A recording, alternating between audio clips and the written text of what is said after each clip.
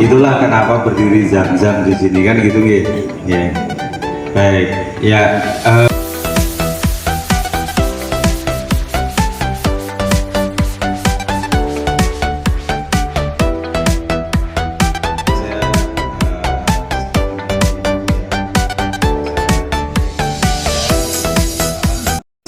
Perkaderan Muhammadiyah saat ini, terutama dari pengarahan kemarin, jadi PKSD di BWR Jawa Tengah, kemudian mensejarai ya, perkaderan tokoh dan pimpinan Muhammadiyah.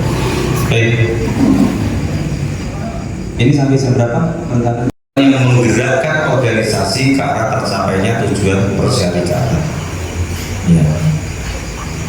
Bapak Ibu, Bapak-Bapak sekalian, tujuan persyarikatan itu apa?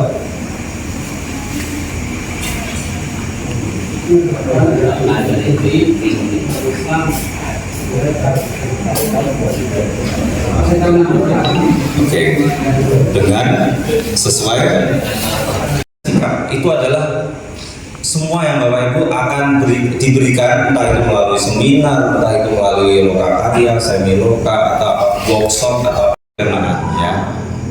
Yang pertama adalah kemurnian akidah ya, Bapak Ibu, Bapak-Bapak, karena orang Indonesia itu dulu animisme, jadi orang yang percaya bahwa kalau malam tuyul dulu beringis ya. Dan itu, jadi itu sifatnya seakan-akan kearifan untuk mengalahkan prajurit-prajurit Indonesia waktu itu yang gerilya yang menyerang di malam hari. Jadi ketika mereka membuat jam malam itu tidak dipenuhi, ya selalu diserang malam hari, terutama di Aceh. Ya, sehingga kemudian yang kebetulan memang dalam sejarahnya kita memang bangsa yang tidak. Jadi ngikutin sama ketua, ikut kumpul di Aisyah, tapi saya nggak jadi apa-apa, sok gitu. Karena nggak tahu Aisyah itu apa gitu.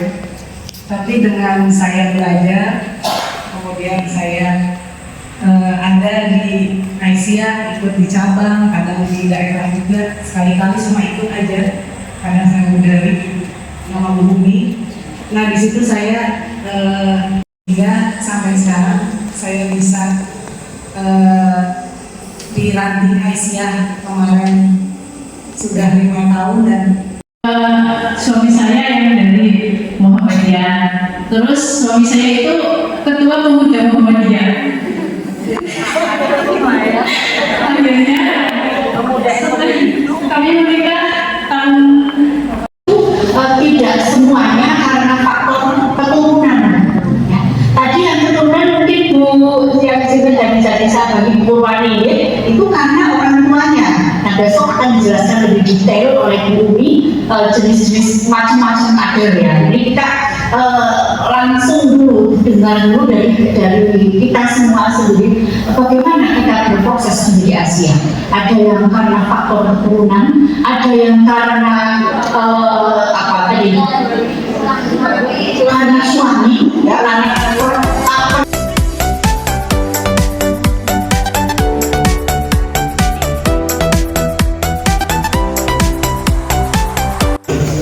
ada yang namanya soleh gitu ya, salehan, saleh.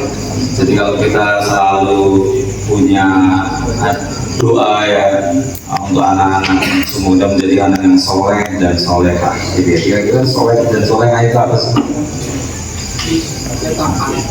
Taat beragama ya, soleh. Ada yang namanya solehin. Itu namanya yang paling bawah dulu yang. Jadi ini dia baratkan orang itu diajak naik gunung yuk gitu ya. Ada yuk naik gunung yuk. Orang tipe pertama ini tipe yang nggak mau susah. Lah yang ora bisa. Ayo nanti di atas pemandangannya bagus. Lah naik internet biana gitu ya. Jadi dia nggak mau susah.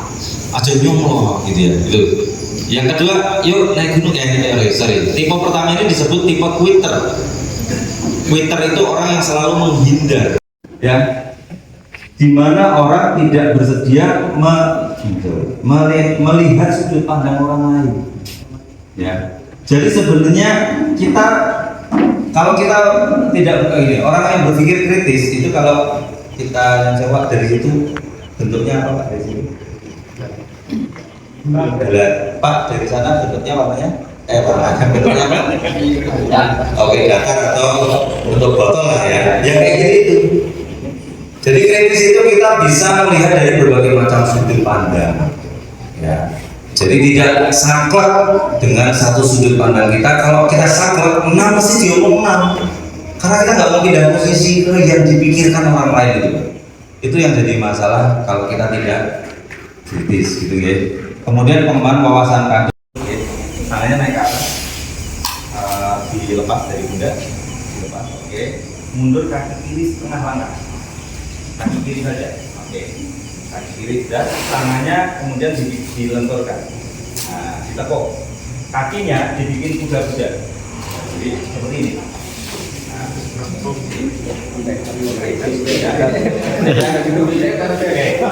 ini. Saya akan ngomong, saya mau jatuh. Kemudian Anda mengatakan saya siap menerima. Ya, kemudian saya akan menjatuhkan diri. Gitu ya. Nanti kalau sudah, kemudian saya didorong pelan aja ya. Ini. Jadi saya nanti akan ngayun. Oke ya. Oke, baik. Baik. Ya, udah kaki udah siap. Oke, tangannya lentur ya. Jadi lentur kayak pek. Baik. Saya mau jatuh. Saya jatuh.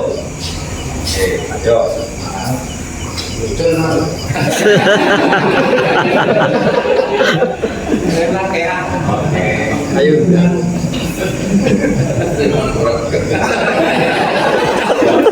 Masih tepuk tangan. Baik. Gak mengerti Pak. Ketika Jepang masuk ke Indonesia, kemudian setelah itu Kiai Haji Bagus Kusumo. Nah, setelah Kiai Haji Bagus Kusumo, siapa? Oke, Sultan Mansur. Oke ya, ini sampai 59. Setelah ini siapa?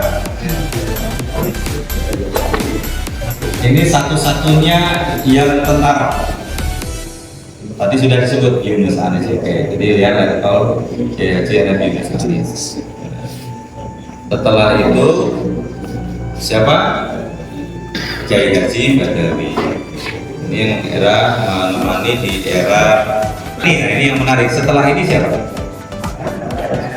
Belum ada satu. Jadi beliau hanya memimpin selama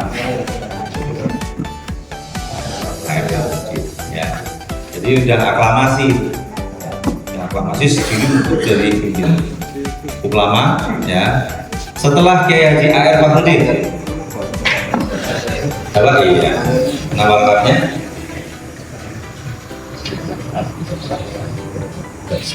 Oke. Ya, sampai tahun 95. Setelah itu